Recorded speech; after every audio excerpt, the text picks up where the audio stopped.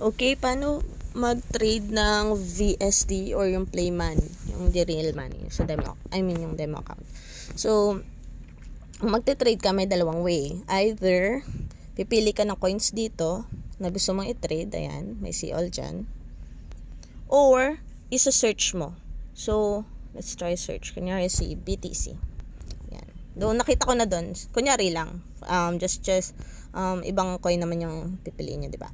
Then choose standard. Mas madali kasi mag-demo sa standard. Tapos nun, kanina kasi naglagay ako ng practice trade eh.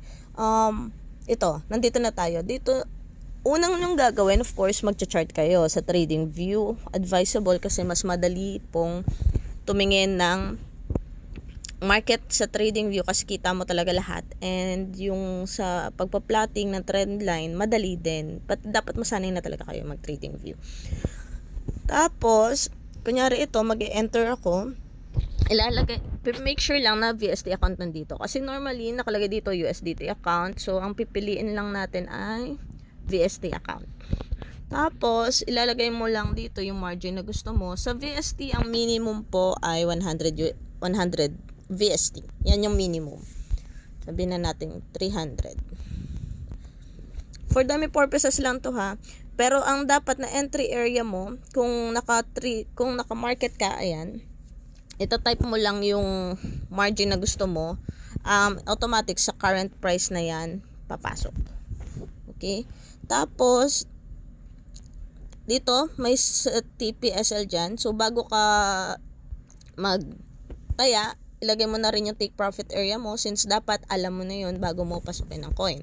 So, for demo purposes, maglalagay lang ako ng random number dito, which is, parang ito yung alam kong TP area. Tapos, stop loss mo, yan. Again ha, ang stop loss sa TP area, depende to sa chart mo. So, for demo, inilalagay ko lang dito yung maganda dito, 6 yan. Yan, dapat maganda yung RR. Pangit. 8. Yan, 6 to 8. Yan. So, once nakalagay ka na ng take profit area mo, pati stop loss mo, okay mo na lang yan. Okay?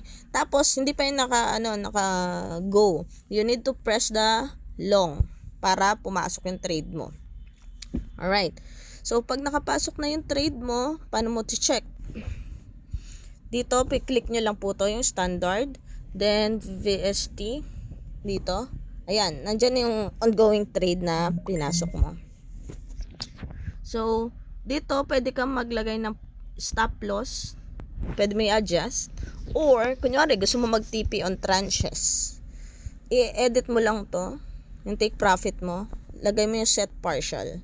So, ang gagawin mo, kunyari, gusto mo 100 sa, ang TP1 mo is 63.5, kunyari, yan. I-modify mo lang yan din, okay. Mabagal yung internet ko, sorry. Ay, mali. Yan. Set partial. Kunyari, sa TP1 mo, gusto mo 63.5. Gusto mo, dahil ito yung first resistance mo eh. So, TP1 ka dyan. Okay. Tapos, ang TP2 mo, kunyari, ang gusto mo 63.2. Ay, mali. 63.5 kanina. 63.8, diba? Yung, yan. Ito yung TP2 ko. Okay mo lang yan. Yung iba naman, ayan. Ano ba? Bagal ng internet ko. Pasensya na po. 63.8 yung second TP ko. Ayan. Ay, mali. Hindi ko na ilagay yung kanina. Bali, set ulit ako ng TP since may TP1 na ako, 63.5. Ayan. Tapos 100. Ayan. The network reservation. Pero yan, sa tunay na buhay gumagana yan. Mabagal lang ata yung net ko, guys.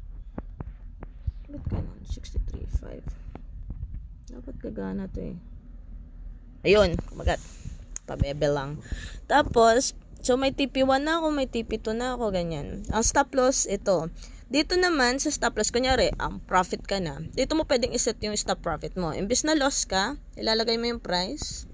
Dito. Positive na ako. Diba ito ngayon, ang negative ako, negative 9.92 ang stop loss ko. Pero kung isa-set ko na yan as my stop profit, based on my chart, ilalagay ko na dito is of course, mas mataas na dun sa entry price ko. Dito rin, pwede kayong mag-manual close. Dito, close. Hindi pa na-close yan. So, depende. Gusto nyo 25% muna, 50%, or 100%. Ganon. So, pag pinindot nyo yung confirm, dun pa lang magko-close yung trade. Okay? Ito ang VST.